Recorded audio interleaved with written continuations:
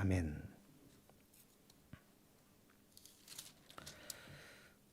예, 지난주에 제가 그 통계 말씀을 드렸는데요. 온라인 예배를 드릴 때 그 듣는 회중들의 50%는 집중을 안 한답니다.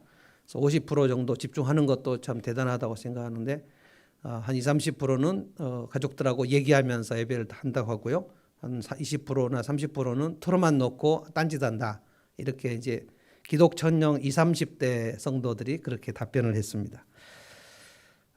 저희는 그 프로테이지보다 훨씬 더 높을 것이라고 저는 그냥 생각하고 기대합니다.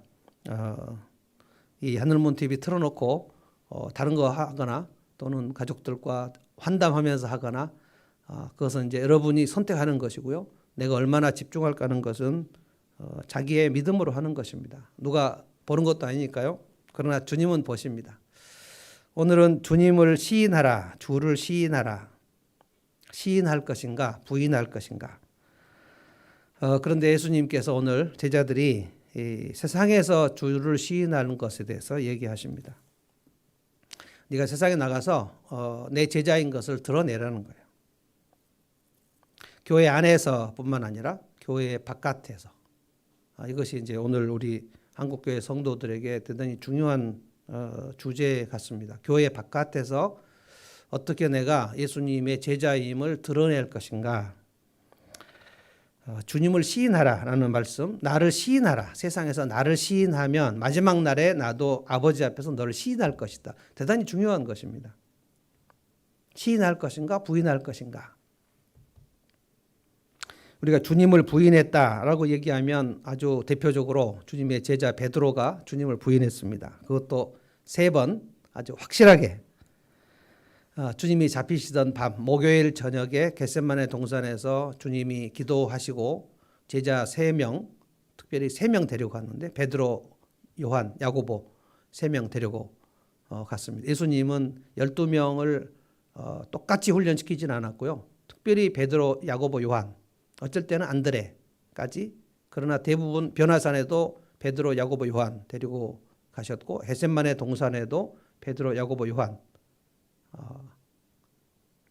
그래서 너희는 여기서 기도하라 그렇게 하고 예수님은 돌 던질 만한 정도, 그러니까 한번 20m, 30m 그 정도 떨어져서 예수님은 기도하셨는데 3번 기도하셨고 베드로, 야고보, 요한은 3번 다 너무 졸려서 잤다라고 되어 있습니다. 그리고 그 겟세마네 동산에서 예수님 체포되실 때 목요일 저녁 다 제자들이 도망가고 베드로는 멀리는 도망가지 못하고 뒤에 따라갔는데 대제사장의 집에 예수님 끌려가셨다가 헤롯의 집에 가셨다가 빌라도 그날 다음 날, 그러니까 하루 그 밤새도록 끌려다니실 때 베드로가 멀리는 도망 못 가고 대제사장 집 뜰에서 불 쬐고 있는데 사람들이 특히 이제 어린 계집종 한 명이 와가지고 너는 예수와 함께 다니던 사람 아니냐라고 얘기하니까 부인했죠. 나는 예수와 다닌 적 없다.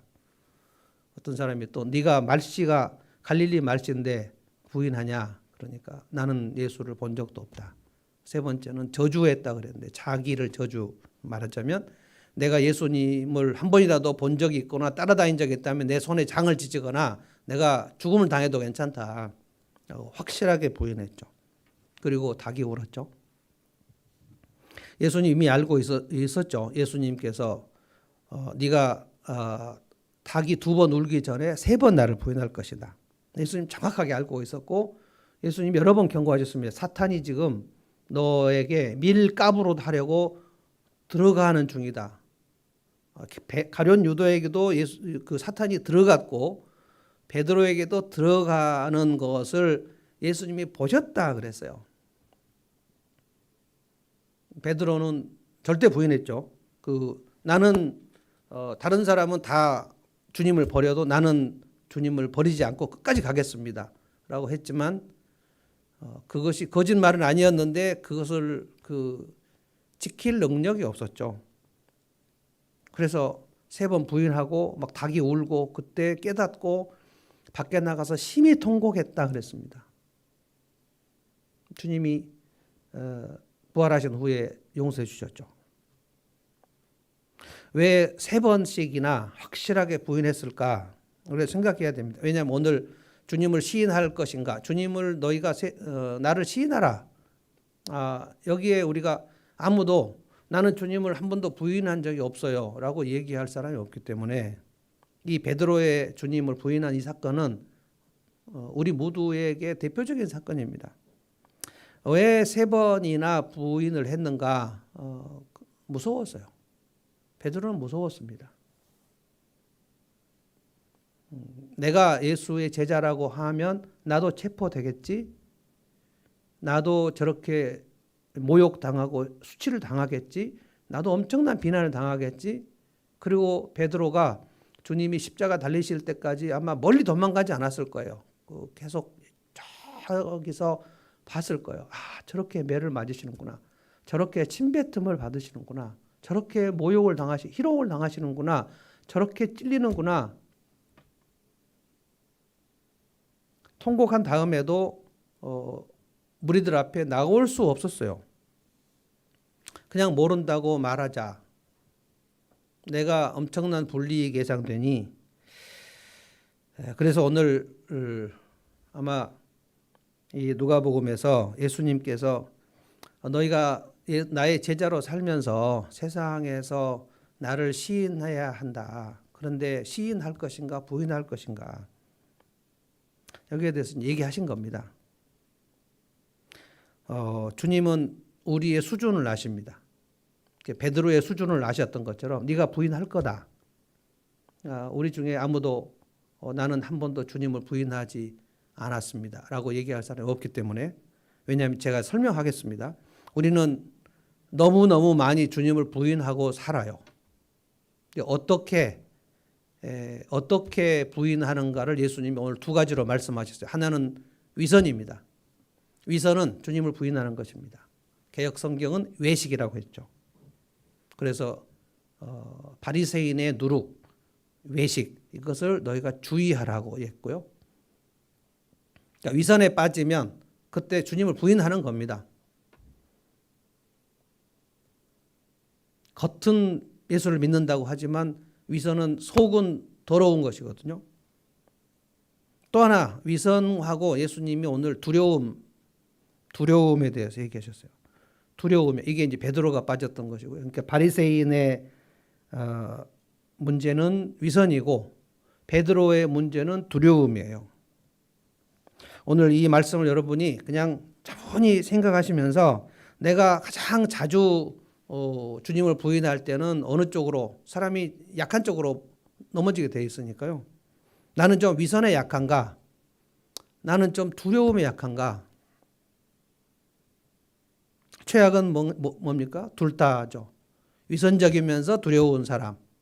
이 사람은 아마 세상에 나가서 내가 예수님의 제자임을 거의 드러내지 못하고 마치 교회도 안 다니는 것처럼 살 가능성이 많습니다.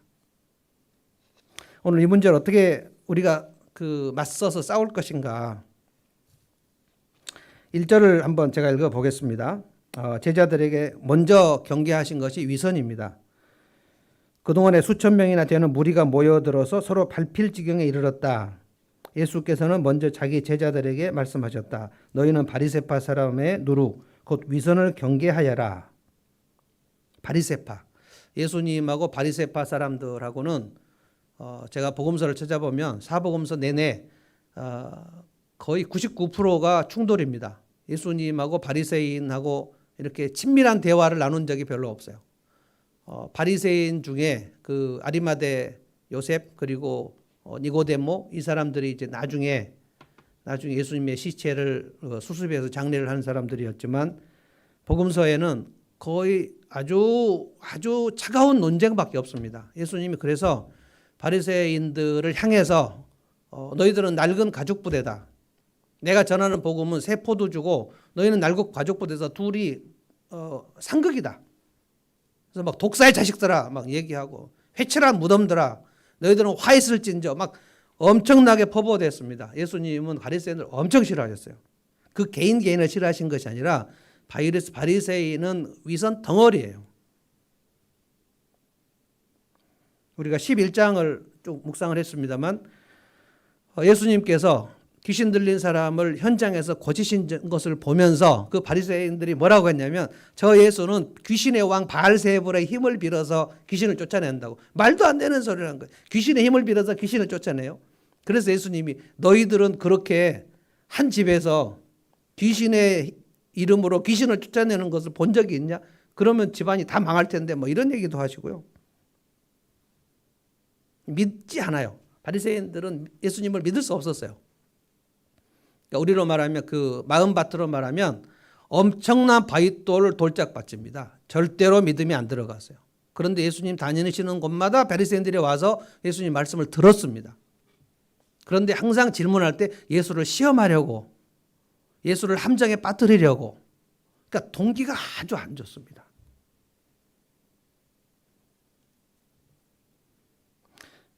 바리새인의 누룩을 경계해라. 위선을 외식이라고 하는데요. 외식이라는 말은 겉만 꾸민다는 것이고, 위선이라는 것은 선한 것처럼 포장한다는 거예요. 겉만 번드러지게. 그런데 문제는 이겁니다. 바리새인들만 위선적인가? 모든 인간은 다 위선적인가? 우리는 다 위선적인가? 아니면 일부가 위선적인가? 우리는 다 위선적입니다. 누가 이렇게 말할 수 있을까요? 나는 겉과 속이 언제나 일치해. 너희들은 모르겠지만 나는 그래. 그게 겉과 속이 일치해야지 위선적이지 아니거든요. 그런데 타락한 인간들은 다 겉을 꾸며요. 그래서 베드로 사도가 크리스찬 자매들에게 겉을 꾸미는 것보다 훨씬 더 중요한 건 너희 속사람을 꾸며라. 그러니까 내가 화장을 할 때마다, 우리가 샤워를 할 때마다 나는 죄를 지금 샤워를 하는가, 내 몸을 샤워하는가, 우리가 어떤 것을 더 열심히 하는지를 생각해 보십시오. 손을 더 자주 씻는가, 내 속에 죄를 더 많이 회개하는가. 그러니까 손을 더 자주 씻는데 지금 우리 코로나 시대 엄청 손을 자주 씻잖아요. 나갔다 오면 손을 씻어요. 그러나 우리의 속은 우리의 손보다 깨끗할까요?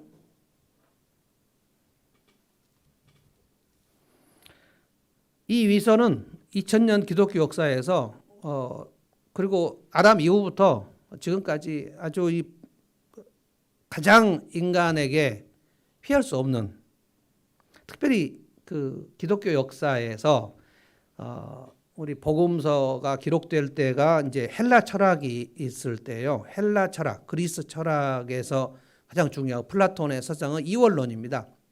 그러니까 보이는 거는, 물질적인 것은 악하고 보이지 않는 거, 영적인 거, 이거 초자연적, 이건 선하다. 이게 헬라 이원론이에요.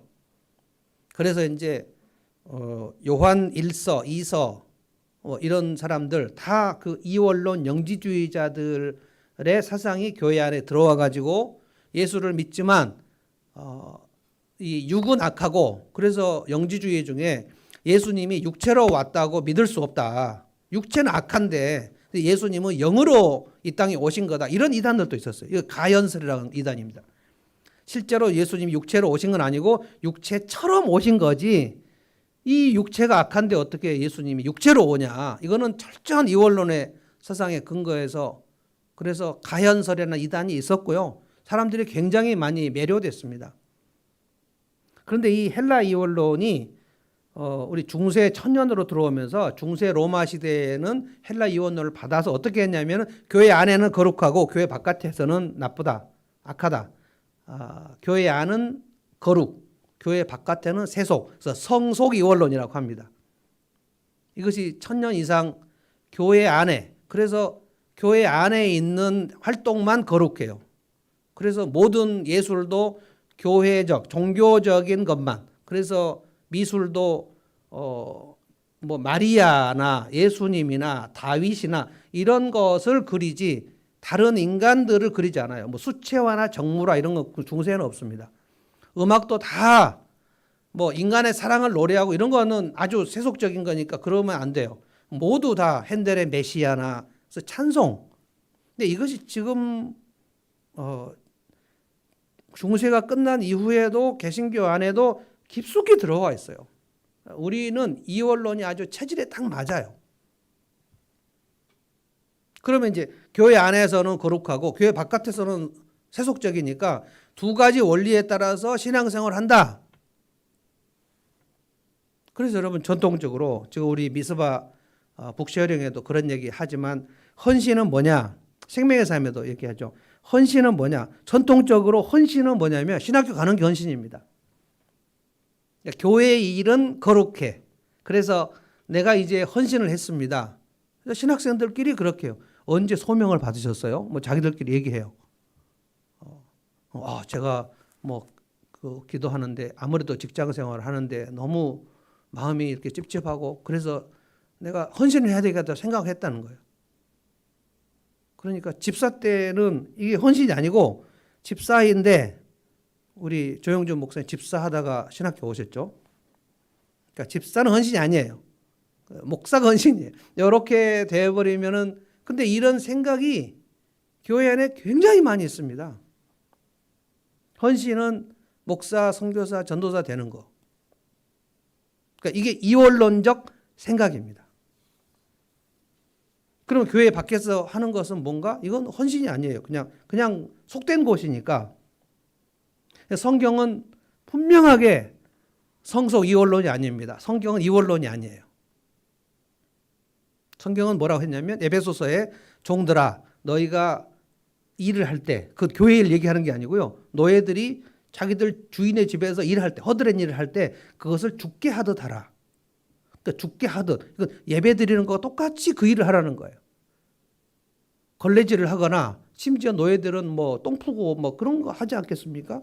아마 저는 요셉도 분명히 똥 푸는 일부터 했을 거라고 생각합니다. 너희들이 하는 것이 그건데 그러니까 걸레질을 하거나 똥을 푸거나 그것을 예배하듯이 하라. 이건 사도 바울이 가르친 성경 말씀이에요. 그러니까 어떠한 일은 속되고 어떤 일은 거룩한 거 없어요. 그래서 제가 늘 교회 안에서도 여러분이 이런 이원론적인 생각을 가질까 봐 이거 뭘 하나 떠올리는 일과 주의 말씀을 설교하는 일이 주님 보실 때 설교는 좀 거룩하고 이거는 대충 해도 되는 것인가? 이 이원론입니다, 이게. 주님의 눈에는 큰 일, 작은 일도 없어요. 저 태양계에서 지구를 보면 이 지구 덩어리는 그냥 조그만 공이고 그것도 태양계에서 아주 그냥 돌고 태양계는 이 우주의 전체 중앙도 아니에요. 아주 귀퉁이더라고 보니까. 뭐 지구가 그렇게 아무것도 아닌데 거기서 큰일 작은 일이 또 뭐고 영웅적인 것은 뭐고 보잘것없는 것은 뭔가 주님이 보실 때는 그냥 다 똑같은 건데 우리는 뭐 큰일은 좀 중요하게 생각하고 작은 일은 뭐 대충 하고 그래서 이제 문제가 뭐냐면 이 이원론으로 신앙생활을 하면 반드시 외식을 할 수밖에 없어요. 교회 안에서는 거룩하니까 아주 옷도 좀 제대로 입고 저는 교회 예배 올 때 옷을 제대로 입고 와야 된다고 주장합니다만 그것은 교회 바깥에서는 대충 해도 되고 교회 안에서만 제대로 하자 그런 얘기가 절대로 아닙니다. 아이들이 볼 때 우리 엄마 아빠는 교회에서는 대법 거룩하신 것 같은데 집에서는 왜 이러시지? 왜 이렇게 다르지? 이게 외식입니다. 내가 교회 안에서는 봉사도 하고 막 기도도 하고 이렇게 하는데 월요일부터 출근해갖고 장사할 때는 그냥 속이기도 하고 막 뇌물도 주고 막 그렇게 한다. 겉과 속이 다른 거죠. 근데 우리가 여기서 아무도 자유롭지가 않습니다. 놀랍게는 3절을 보시면 위선을 경계하라고 하시면서 3절에 수군수군 하는 거에 대해서 얘기했어요. 그러므로 너희가 어두운 데서 말한 것을 수군수군 하는 겁니다. 험담, 전문용어로 뒷담화라고 하죠. 뒷담화. 어두운 데서 말한 것을 사람들이 밝은 데서 들을 것이다. 너희가 골방에서 귀에 대고 속삭인 그것을 사람들이 지붕 위에서 선포할 것이다. 뭔 얘기입니까? 수군수군한 게 비밀이 없다는 거예요. 항상 수군수군 할 때 뭐라고 합니까? 야, 이건 우리끼리만 비밀로 하자. 그런데 그 사람이 다른 사람한테 가서 뭐라고 합니까? 저 사람하고 둘이 얘기했는데 우리끼리만 비밀이라 했는데 너한테만 얘기한다. 비밀이야? 또 그 사람이 누구한테 얘기할 때 너한테만 얘기해. 다 알아요. 어두운 골방에서 얘기하는 것을 지붕 위에서 얘기할 거다. 그 사람이 안 보는 데에서 수군수군 하는 거. 그러니까 우리는 이웃을 사랑하는 것이 대명제인데, 그러면 지금 이 자리에 없는 사람 요구는 하는 것도 이웃 사랑인가? 이 자리에 없는 사람도 수군수군하고 험담하지 말아야 되는데, 그런데 여러분 험담이 얼마나 재밌습니까? 며느리들이 친해지는 가장 좋은 방법이 뭡니까? 며느리들끼리 앉아갖고 시어머니 욕하는 거거든요. 그러면 엄청 친해지는 느낌이 들어요. 근데 절대 그거 아닙니다. 그 며느리 한 명이 시어머니한테 그 얘기 합니다. 저 동서가 그렇게 하대요. 그러면 이제 셋이 다 깨지는 거거든요. 자, 근데 예수님께서 위선에 대해서 얘기하시면서 수군거림에 대해서 누구 험담 뒷담화를 예로 들었다는 거. 그러니까 너희가 그 사람 없는 데서는 진짜 험담하고 그 사람 앞에 가서는 진짜 뭐 존경하는 것처럼 얘기하지 않냐. 우리가 여기서 자유로운 사람이 누가 있겠습니까? 그러니까 위선은 그 사람 뒤에서는 실컷 수군거리고 그 사람 앞에 가서는 진짜 존경한다고 말을. 이게 이제 아부죠, 아부. 그러니까 수군거림과 아부, 아첨, 뇌물, 겉과 속이 다른. 우리는 다 우리가 살면서 나는 절대 아부 안 해. 나는 뭐 아부하면 뭐 얼굴이 화끈거려서 못해. 그렇지만 크고 작은 정도의 뿐입니다.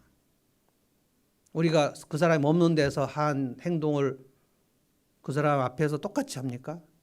절대 그렇지 않죠. 그래서 전도서에 누가 너의 얘기를 하는지를 확인하지 말라고 돼 있어요. 임금님도 없는 데서는 욕한다. 그래서 여러분이 수군거리는 거, 그거는 각자 이 위선 문제를 각자 주님을 부인한 거니까 회개하셔야 되고요.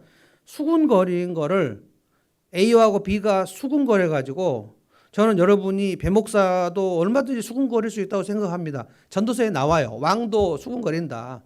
그러니까 배목사에 대해서 여러분이 얘기할 때, 자, 우리 두 성도가 얘기하는데, 우리 목사님은 좋아, 진짜 사랑스러워, 진짜 멋있어, 이 얘기만 막 하진 않잖아요. 누군가가 목사님 설교는 왜 이렇게 길어? 왜 이번에 나를 악수도 안 하고 지나가대? 사람을 차별하는 거야? 이런 얘기 막 할 수 있어요. 근데 그 얘기를 저한테 와서 전해주지 말라는 거예요. 목사님, 저거 좀 긴밀히 드릴 말이 있는데, 이 집사가 얘기하는데 좀 마음에 걸려가지고, 목사님이 좀 이렇게 좀 그렇다고 얘기하는데요. 목사님 조심해야 될 것 같아요. 저한테 와서 얘기해주는 그 사람은 아주 나쁜 사람입니다. 수군거린 것도 문제지만, 그것을 두 사람이 수군거린 거를, 저를 갖고 수군거린 거를 그 두 사람 중에 한 사람이 저한테 와갖고 얘기하는 거, 이거는 이간질이라는 겁니다. 둘 다 나쁘지만 이간질은 관계를 완전히 깨버립니다. 이간질하는 사람이 그 공동체에 딱 한 명만 있으면 그 공동체는 한 달 안에 다 깨져버립니다. 교회 안에 수군거림과 이간질은 그것은 쌍둥이인데, 그런 일을 자기도 모르게 그게 그 사람의 약점인 경우, 우리는 어떤 사람은 게으르고 어떤 사람은 화를 벌컥 내는 약점이 있고 다 약점이 다른데, 수군거리고 이간질하는 것이 그 사람의 약점인 경우가 있어요. 이 말 저 말 하는 사람이 그 공동체에 있으면 그 공동체는 머지않아서 큰 일이 납니다. 저는 개인적으로도 그 누군가가 그 제 얘기 안 좋게 한 거, 옛날 얘기예요. 하늘목의 얘기가 아니고요. 그거를 어떤 분이 저한테 얘기해 줬어요. 목의 권사가 목사님 진짜 안 좋게 얘기했어요. 만약에 그분이 그 얘기를 저한테 안 해줬으면 저는 그 권사님하고 정말 잘 지낼 수 있어요. 모르니까. 근데 그 얘기를 해주니까 맨 생각이 나는 거예요. 그 권사님이 그렇게 얘기를 했다는데. 관계가 깨져버리는 겁니다.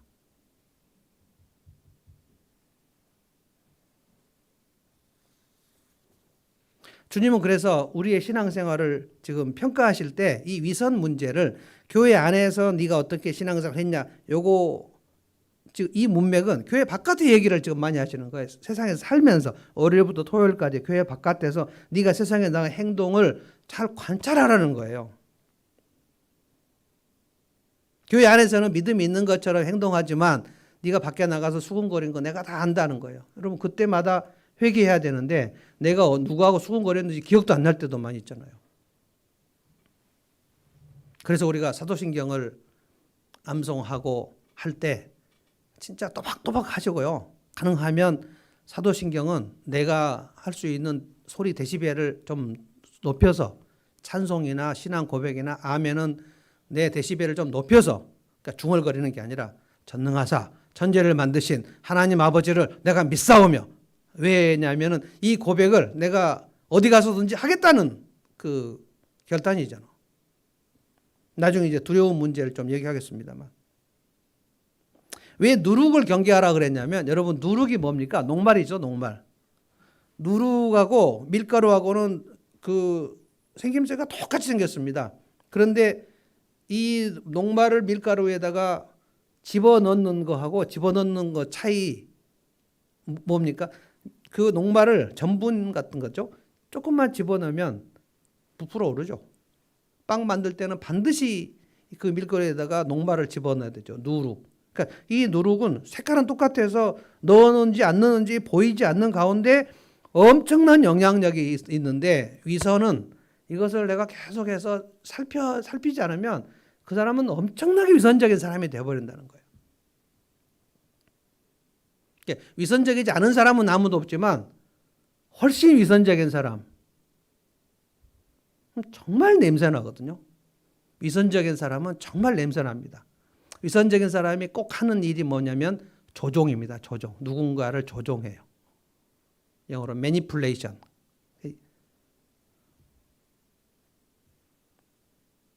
주님은 이것을 아시고 지금 얘기하시는 겁니다. 너희들은 위선적인데 그 바리새인의 그 위선이 너희 속에 누룩처럼 들어와서 부풀어 올라서 네가 완전히 위선 덩어리가 되지 않도록 주의해라. 이것이 나를 부인하는 거다. 그러니까 베드로가 주님을 부인하는 것과 내가 누군가하고 수군거리는 것과 똑같은 거다. 주님은 살인하는 것과 미워하는 것을 똑같이 보시죠. 그렇다고 해서 살인자가 우리 보고 너도 미워했으니까 난 사람 죽였지만 넌 미워했지 않냐, 똑같다, 이렇게 말할 수는 없어요. 그런데 우리가 누구를 미워할 때 이것이 살인죄라고 했지 라는 차원으로 누구를 미워한 것을 회개해야 되는 거죠. 대단히 위선을 얘기하면서 복음서에서는 위선을 얘기할 때 바리새인의 기도, 금식, 구제, 사람들에게 보이려고 하는 것을 얘기했는데, 이 제자들에게 말하실 때는 수군거린 거에 대해서 얘기했다는 거예요. 그러니까 저는 이 문맥이 이미 지금 누가복음이 쓰여질 당시에는 교회가 탄생돼서 예루살렘 교회, 안디옥 교회, 교회가 탄생된 상태에서 교회 안에서 이미 그 수군거림과 이간질이 그 교회를 매우 어지럽히고 있었던 그런 정황과 연결된 것이 아닌가 싶습니다. 나는 누구에게 험담을 하는가? 나는 내가 누구하고 얘기한 것을 누구에게 옮겼는가? 그리고 나는 누구에게 아부하는가? 아부, 아첨, 뇌물, 이런 것들이 다 위선입니다. 그러니까 뇌물은 뭡니까? 뇌물은 잠언에서도 대단히 무거운 죄로 다루고요. 대한민국 형법에서도 뇌물은 무거운 죄로 다룹니다. 지금 박근혜 대통령 뇌물죄로 들어가 있는데, 물론 그분은 무죄를 주장하고 있지만 수십 년을 살아요. 뇌물은 뭐겠습니까? 마치 선물같이 주는 겁니다. 근데 선물은 감사해서 주는 거고, 지난 날에 이 사람이 나한테 해준 것이 감사해서 주는 거고, 어떤 때는 대가 없이 주는 거고, 뇌물은 뭡니까? 앞으로 이 사람이 해야 할 일을 걸어서 주는 거죠. 내가 이걸 줄 테니 당신 이걸 해 주십시오. 그러면 선물처럼 주는 거지만, 이거는 겉으로는 선물같이 보이지만 그게 뇌물인 경우에는 겉과 속이 다른 거 아닙니까? 그러니까 결국 내 이익을 위해서 이 사람을 주는 거죠. 그래서 잠언에서 뇌물을 주는 것과 속이는 것과 거짓말, 악인이 하는 거다라고 얘기했습니다. 근데 대한민국의 우리 교회 역사 지금 130년 정도 됐는데 대한민국의 우리 교회들, 장로님들, 권사님들, 목사님들 옛날에 옷 로비 사건 같은 거 전부 뇌물 사건들이거든요. 지금 신문 사회면에 나와 있는 쇠고랑처 들어가는 분들 보면은 장로님들 되게 많습니다. 그리고 교회에서는 엄청난 장로님처럼 믿음이 있다고 얘기하고 간증하고 말이죠. 그리고 검은 돈을 갖고 그렇게 뇌물을 많이 주고받고 하는 그 일들을 우리 한국교회는 많이 가르치지 않았어요. 왜 그렇습니까? 이원론 때문에 그렇습니다. 그냥 신앙생활을 교회 안에서 하는 거라는 거예요. 교회 안에서. 헌신은 뭐냐? 교회 안에서 열심히 하는 거예요. 저는 교회 안에서 열심히 하지 말자는 얘기가 아니에요. 그러면 교회가 무너지겠죠. 그러나 교회 안에서 열심히 내는 것과 교회 바깥에서도 주님을 시인하는 일에 집중해서 내가 이거 겉과 속이 너무 다른 것이 아닌가. 그러니까 우리가 위선의 행동을 하면 우리 자녀들은 부모를 믿지 않습니다. 그래서 부모가 신학 크리스찬인데 위선적으로 행동하면 그 자녀들은 하나님을 떠납니다. 근데 지금 젊은이들이 계속 교회를 떠나고 있어요. 기독 청년들 그 통계에 뭐라 그랬다고요? 기독 청년들 20대, 30대 청년들이 내 주변에서 성경 말씀대로 사는 크리스찬을 본 적이 없다 그랬다고요. 그러면 뭐 본인들도 그렇게 못 살았다는 뜻이겠죠. 그 첫 설문이 크리스찬들이 말씀대로 성경대로 살면 세상에 성공 못한다. 그래서 지금 대단히 많은 통계들이 그걸 인용하고 있어요. 정재영 교수가 이번에 한 건데. 그러니까 성경대로 살면 성공을 못하니 그러니까 이미 그것이 전제가 되어버렸더라는 거예요. 그래서 내 주변에 성경대로 사는 사람을 본 적이 없다 하는 거예요. 그러니까 다 위선적으로 사는 거예요. 교회가 지금 이렇게 많은데 교회 바깥에 나가서 이 믿음의 고백대로 사는 사람을 본 적이 없다. 그러면 다 위선적이라는 거 아닙니까? 교회가 지금. 이것을 주님이 너희가 세상에서 나를 부인했다고 얘기한단 말이에요. 너희가 세상에서 나를 부인하면 나도 하나님 앞에서 너를 부인하겠다는 거예요. 그 사람이 진짜 예수 믿은 사람인가, 성령이 들어오신 거듭난 성도인가, 그러니까 그가 거듭난 성도인 것을 어떻게 증명하냐면 세상에서 주님을 시인하는 것으로 증명한단 말입니다. 교회 안에서 증명하는 게 아니라. 두 번째입니다. 두려움입니다. 이게 4절부터 7절까지 주님이 두 번째 함정에 대해서 얘기해서 너희가 세상에서 나를 시인하는 일, 부인하는 일, 이것은 두려움과 관계가 있다. 그래서 4절부터 7절까지는 보십시오. 두려워하지 말라, 두려워하라, 두려워하지 말라. 이 말씀을 지금 5번이나 반복하십니다. 엄청나게 많이 얘기하셔요. 4절을 제가 읽어보겠습니다. 내 친구인 너희에게 내가 말한다. 육신은 죽여도 그 다음에는 더 이상 아무것도 할 수 없는 자들을 두려워하지 말아라. 육신을 죽여도 이것은 세상 권세, 당장은 유대교 율법주의자들의 핍박이 올 것이고 곧 있으면 예수님이 30년에 돌아가시고 부활하시고 승천하셨다면 AD 30년경에 교회가 탄생됐는데 로마 황제 네로가 교회를 본격적으로 핍박한 건 60년경입니다. 그러니까 30년에서 60년 사이에 유대교의 핍박이 있었고요. 처음에는 유대교의 핍박이 있었습니다. 사도 바울이 사울일 때 스데반을 죽이는 그 핍박을 하지 않았습니까? 그리고 나중에 사도 바울도 유대인들의 핍박을 엄청 많이 받았어요. 근데 이거는 아무것도 아니었어요. 나중에 로마 제국에서 핍박을 했을 때는 거의 300년 동안 로마 제국의 핍박이 있었습니다.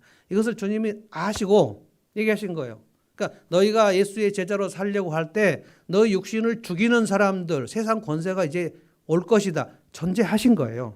그러니까 예수를 믿는 것은 세상의 핍박과 압박을 전제하고 믿는 겁니다.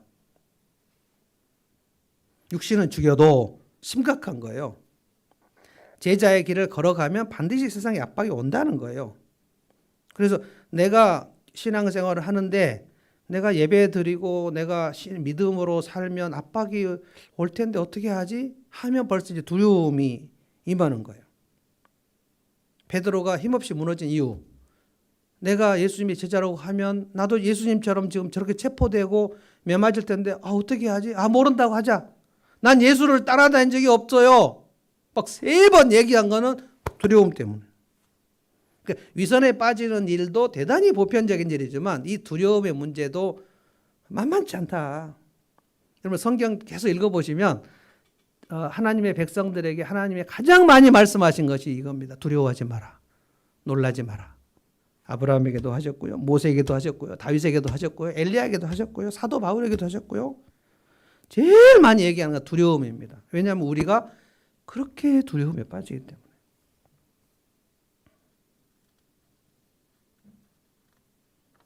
요즘은 이제 교회가 정말 더 많이 비난받는 상황에 대해서 이제는 이유가 있는 상태에서 교회를 핍박할 것 같아요.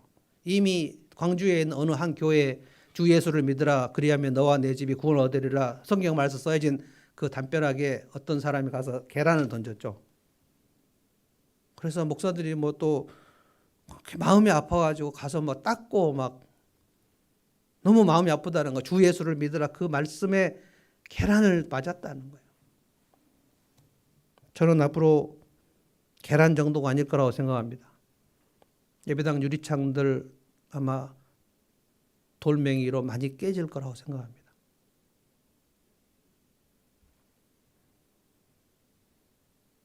베드로 사도가 얘기했어요.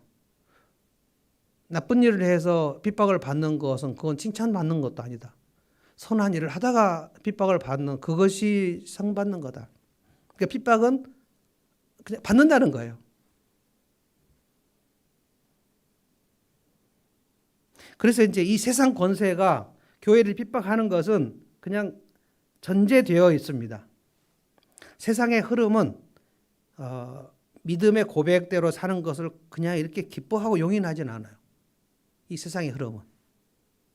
그래서 맞서는 겁니다. 두려움에 맞서서 나가는 건데 예수님은 뭐라고 하셨냐면 너희가 어차피 두려운데 무엇을 더 두려워할 것인가? 4절은 세상 권세를 두려워하는 것을 말하고요. 5절은 하나님을 두려워하는 권세를 말해요. 4절의 권세는 육신을 죽일 권세. 그러니까 우리의 목숨을 빼앗을 권세를 말하는 거고 5절은 무슨 권세를 말했냐면 5절 보십시다. 너희가 누구를 두려워할지를 내가 보여주겠다. 죽인 다음에 지옥에 던질 권세를 가진 분을 두려워하여라. 그렇다 내가 너에게 말한다. 그분을 두려워하여라. 그러니까 우리의 영혼을 지옥에 보낼 권세를 가진 분과 우리의 육신을 죽일 권세. 이것도 엄청 무서운데 우리의 생사 여탈권을 쥐고 있는 그 세상 권세. 잘못하면 내가 생계의 위협을 받을 수 있고 실직을 할 수 있고 그래서 우리는 회사 부장님들을 참 두려워하잖아요. 그런데 누구를 두려워할 것인가? 영혼을 지옥에 던질 권세. 이것이 그래서 오늘 제가 매주 지금 여러분들에게 점검하는 것이 천지를 창조하시고 만물을 주관하시고 내 삶의 생사화복을 주관하시는 살아계신 하나님을 믿는가? 그래서 사도신경을 하면서 여러분이 아멘 했으면 그 믿음대로 나가보자. 나가보니까 살벌하더라. 그 육신의 권세가 세상 권세가 내 육신을 멸할 정도의 권세들라는 거예요. 그래서 예수님께서 한 가지 예를 더 말씀하신 게 6절입니다. 6절에. 그러니까 이것이 이제 산상보훈에도 나오는 건데 3세 얘기를 예수님 자주 하셨어요. 그러니까 3세를 예로 든 것은 가장 세밀한, 가장 미물 뭐 이런 거를 할 때 참새를 꼭 얘기하시는데 예수님이 비유로 자주 드신 게 참새예요. 참새 5마리가 두 냥에 시장에서 팔리지 않느냐. 그러나 그 가운데 하나도 하나님께서는 잊고 계시지 않는다. 참새 5마리 쪽쪽쪽쪽 하는 이 참새가 2냥에 팔리는 그 매매 현장. 그래서 누가 세상 사람들이 주목할까요? 송아지도 아니고 돼지 1마리도 아니고 참새 5마리. 이 뭔 얘기를 하려고 하냐면 참새 5마리가 몇 냥에 팔리는 거 그거 세세한 것도 우리 주님께서는 잊지 않으시고 그거를 주관하신다는 거예요. 믿을 수 있습니까? 뭐 때문에 그걸 주관하실까요? 꽃 한 송이를 피우는 것을 주님이 이것을 피우셨다고, 삐셨다고 얘기했어요. 그래서 우리가 꽃 보면서도 얼마든지 큐티를 할 수 있어요.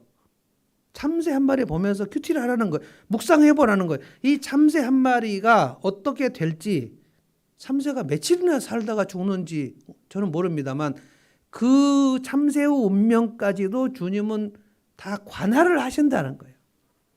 할 일이 없으셔서 그럴까요?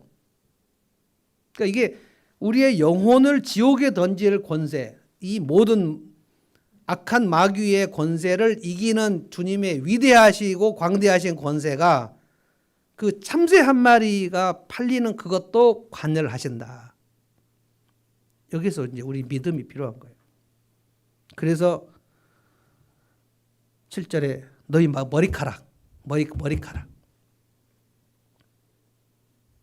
머리카락을 세신다는 것이 무슨 뜻이겠습니까? 그러니까 내 삶에 가장 세밀한 것까지도 주님은 관여하신다는 거예요. 그러니까 내 영혼을 천국에 집어넣는 일부터 시작해서 우리 집에 쌀 몇 포가 들어오는 거, 우리 쇼핑하는 거, 내 통장의 잔고, 이것들을 다 주관하신다. 그러니까 그분을 더 두려워해야지 세상에 있는 권세를 더 두려워하면 네가 나를 부인하게 된다. 우리나라에서 그 기독교가 들어왔을 때 가장 큰 문제, 그러니까 평양에 기독교가 처음 들어왔을 때 가장 큰 문제는 조상 제사의 문제였습니다. 제사 문제, 주초 문제, 그리고 첩. 그 당시에 양반들은 첩을 거느리지 않은 사람이 없었어요. 그래서 이 양반들도 예수를 믿었는데 이분들이 이제 집사가 되고 그 다음에는 장로 되기 전에 영수라는 제도가 있었어요. 안수 집사 같기도 하고 하여간 장로 바로 밑에가 영수가 있었습니다. 그리고 장로가 되는데 집사, 영수, 장로가 될 때 가장 먼저 선설해야 될 것이 내가 데리고 있던 첩을 다 정리하겠습니다. 이거예요. 그러니까 이게 첩을 정리를 못한 사람은 평양에서 교회에서 교회 직분을 맡을 수 없었어요. 그리고 주초, 술, 담배 이거. 그리고 이제 조상 제사 이 3가지입니다. 한국교회는 전통적으로 평양 교회에서부터 시작해서 주초 문제, 제사 문제, 첩 이 3개를 정리해야 교회의 직분을 맡을 수 있어요. 그래서 우리 교회도 이제 그거 좀 비슷하게 저는 하나 더 넣어갖고 포르노, 하나 더 넣어서 점 치는 거 포르노, 그다음에 요즘에 내년부터 넣으려고 그래요. 로또 넣으려고 그래요. 로또 사지 마십시오.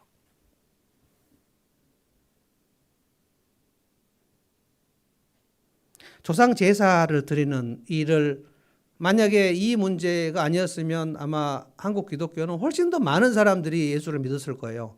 왜냐하면 천주교는 조상 제사를 드리고 하는 거고 개신교는 조상 제사를 끊고 하는 거여서 정말 많이 핍박을 받았습니다. 왜냐하면 이것은 효도와 관계된 것이어서 조상을 제사하는 게 인륜과 천륜에 해당되는 거여서 우리는 성리학 때문에. 근데 이거를 끊는다는 것은 강대상에서 이 얘기해도 저는지 모르겠는데 후레자식, 그러니까 호로자식, 후레자식 이게 그 뭡니까? 호가 병자호란할 때 호자입니다. 청나라. 그러니까 조선의 자식이 아니라 이 말이에요. 그러니까 그렇게 내침을 당할 정도로 조상 제사상에 절을 할 것인가 말 것인가.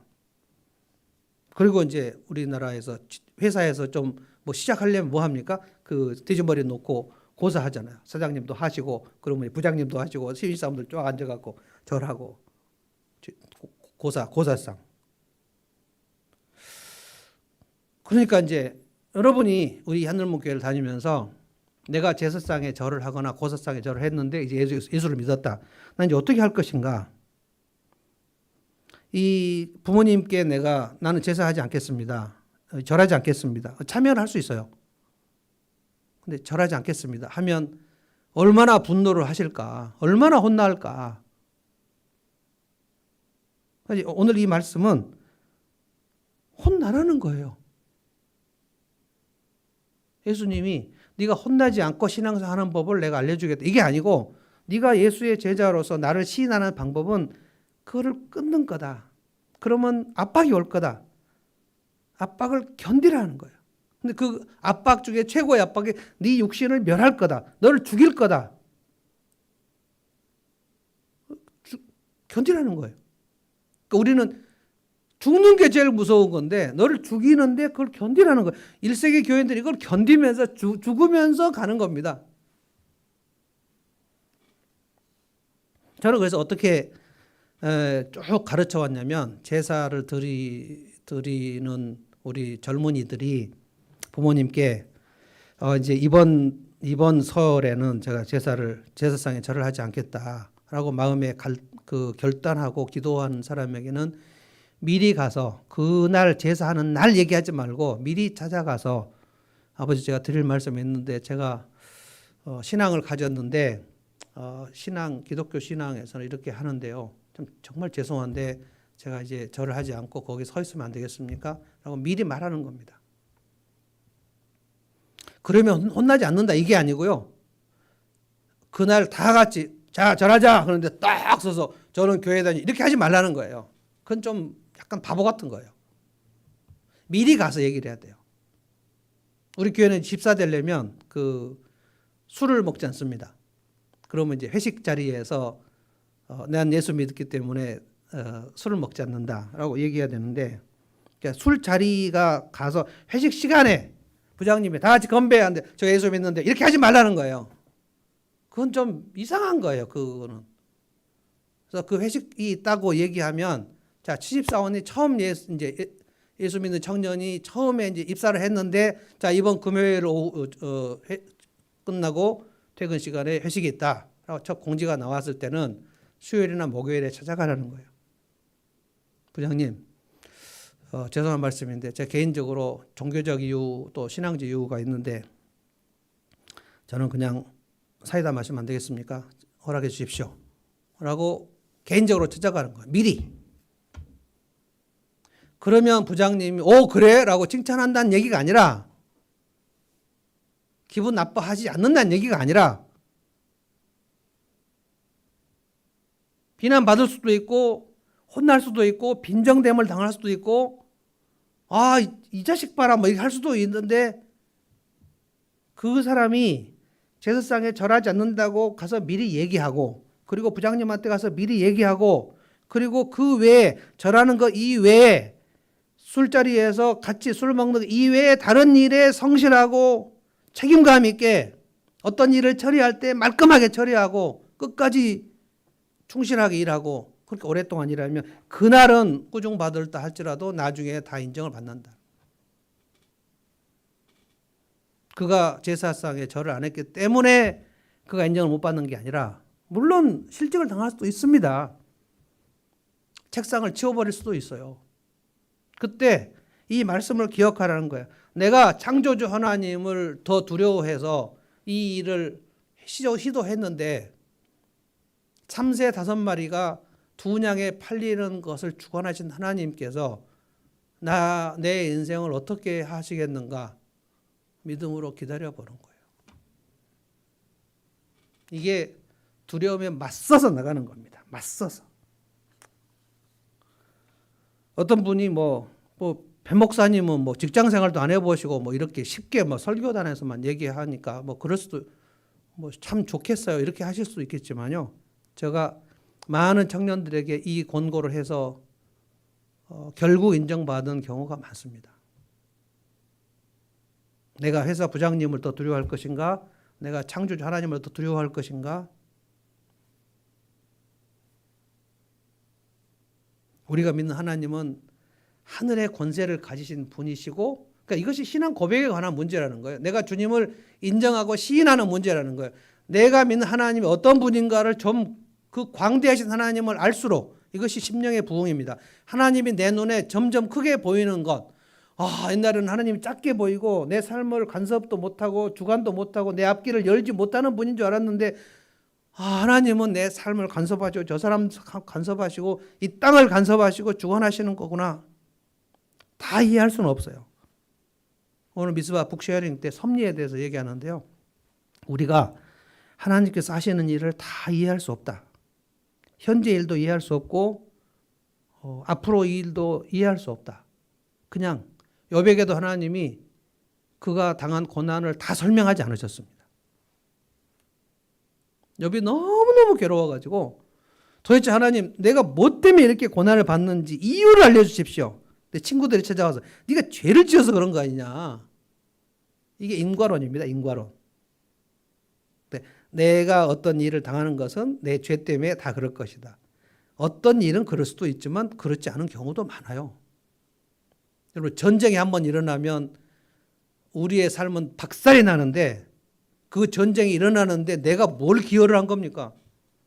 그 지도자들이 한번 옛날 전쟁은 왕들이 서로 기분 나빠가지고 전쟁 일으킨 경우도 많고요. 자기 애인 뺏어갔다고 전쟁 일으킨 경우도 많아요. 그러면 왕이 기분 나쁘고 자존심 상하면 온 백성들이 전쟁에 들어가는 겁니다. 죽고 막 빼앗기고 난리가 나는데 이 일을 할 수가 없는 거죠.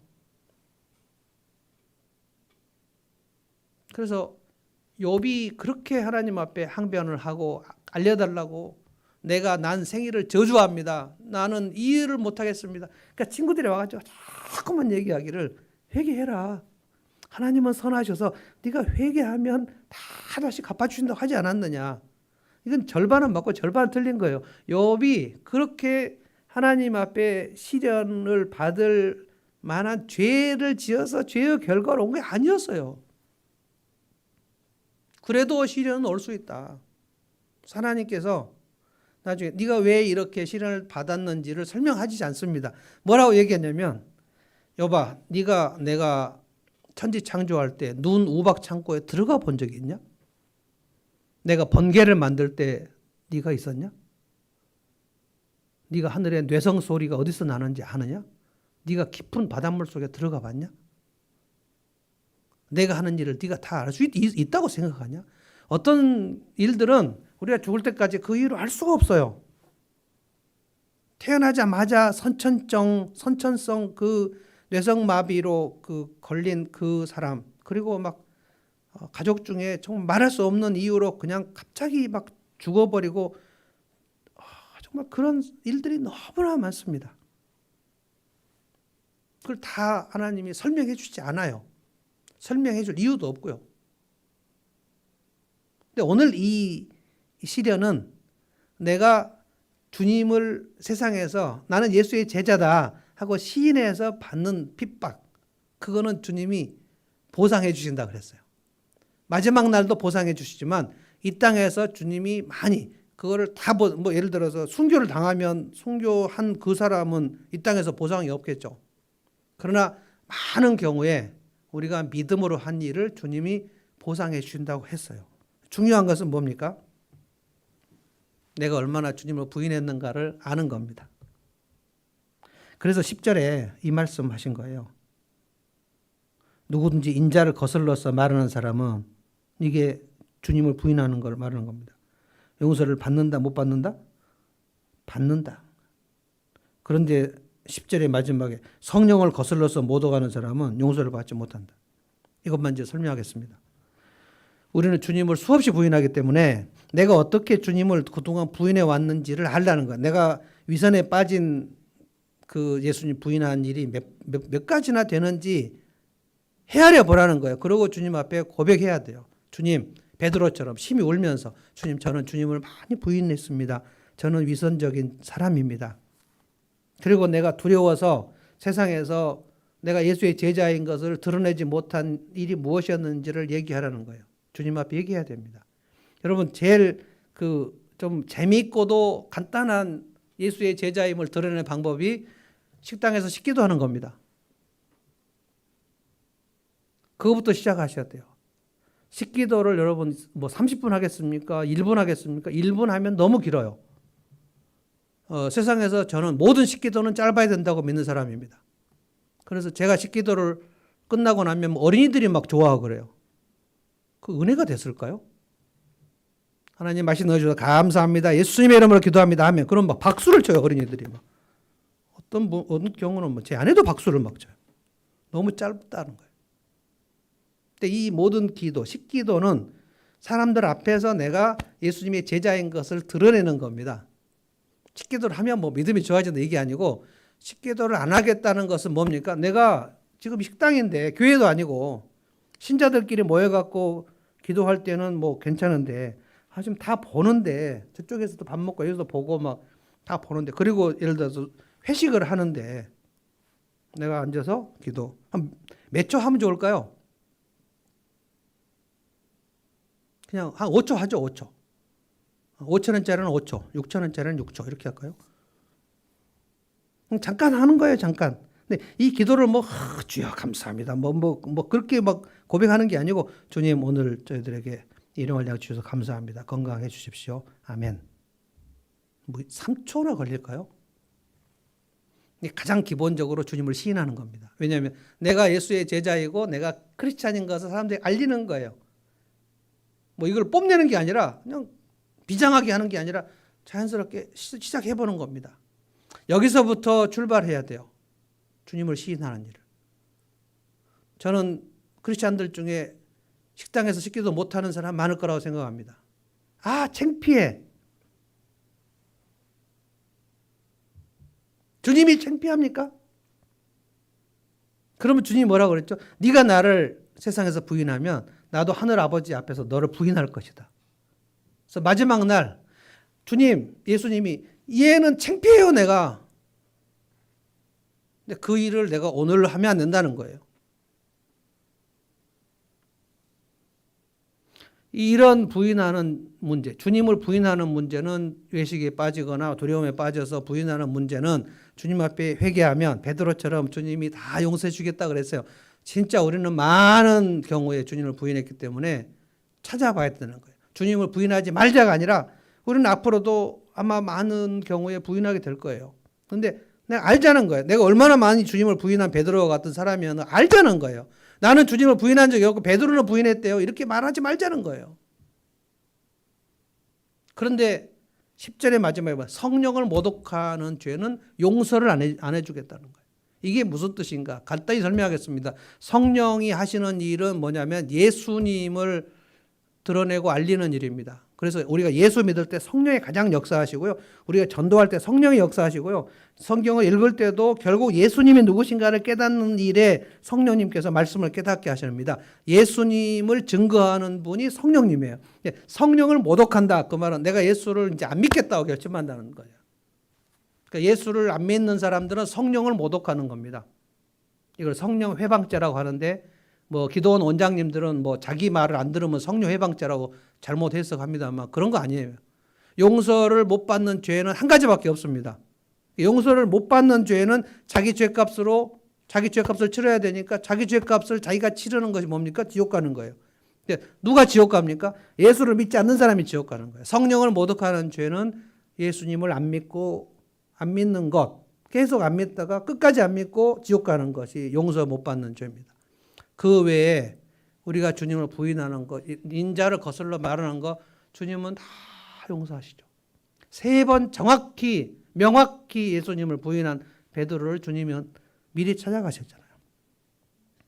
주님 부인할 거 이미 아시고 예고도 하시고. 그러니까 주님은 오늘 우리들에게 네가 얼마나 나를 세상에서 시인하지 않았는지 나는 다 알아.